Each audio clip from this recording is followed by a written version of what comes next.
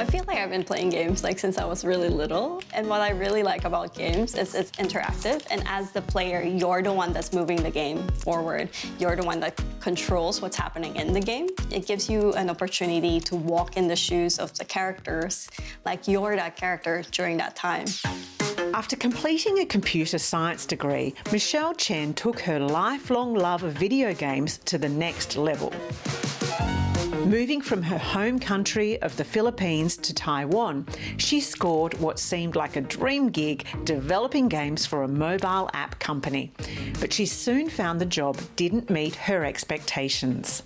It was just making games that's to make money, and that wasn't really fulfilling for me. I felt like I wanted to do things more, because I really like games as a medium, and I feel like it has so much potential. I wasn't getting fulfilled. I feel like I wasn't doing anything that was contributing to the world. As Michelle grew uninspired at work, her mental health began to decline. I couldn't get out of bed. I couldn't do anything. And it's I know there's so much more, so many exciting things that I can do with my life. And I feel like there's that pressure of that potential of where I can be, what I can do.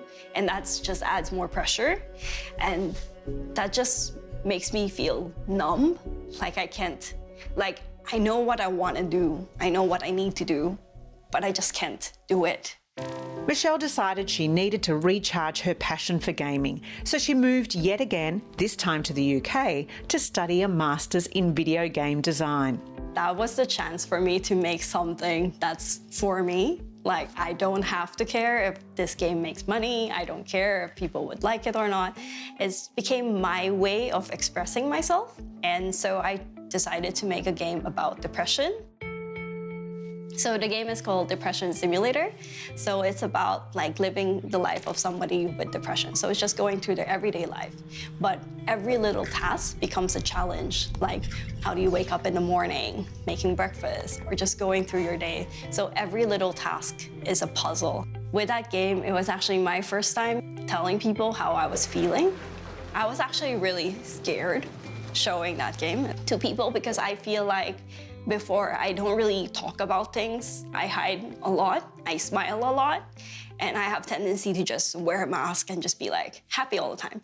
And that's my way of showing hey, this is me, this is what I feel. This is a part of me, but this is not all of me. And through that experience, I got to know a lot of other people who were also going through the same thing, and I didn't feel so alone.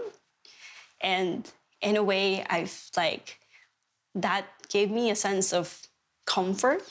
The Depression Simulator proved so therapeutic for Michelle and her peers that she decided to push the concept a step further. In 2019, she moved to Melbourne to study a PhD at RMIT, with the end goal of creating not one, but 5 mental health video games.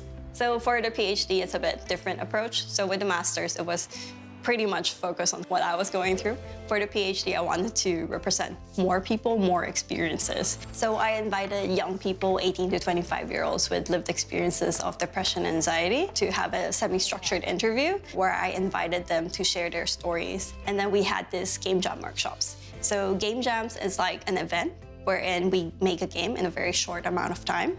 I'm making a loop-based horror game. Oh, yeah, I'm a little bit worried about it, actually. Scaring people?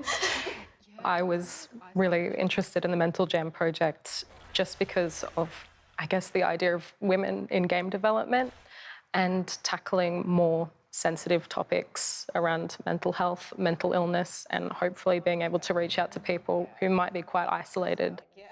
And it was really nice, talking to other people with similar experiences as well with mental health too, while creating something. Each of the Mental Jam games, which are now free to play online, creatively explores common mental health challenges, including stress, self-doubt, and social anxiety. Definitely, all my experiences definitely informed my writing for the project, especially my experiences working dead-end jobs in pretty toxic environments, my experiences coping with that in isolation and maybe being surrounded by people who weren't providing the most conducive environment to healing. Some of the players, they said that they were able to relate to a lot of the contents of the game. Like, yeah, they also went through this experiences, and knowing that real people made the game about their experience made them realize, like, yeah, the people who made this game also went through the same thing I did.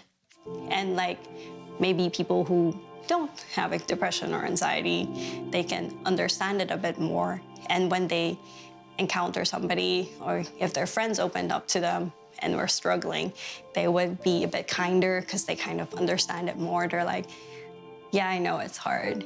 Like, maybe I don't know exactly, but they can be a bit more empathetic.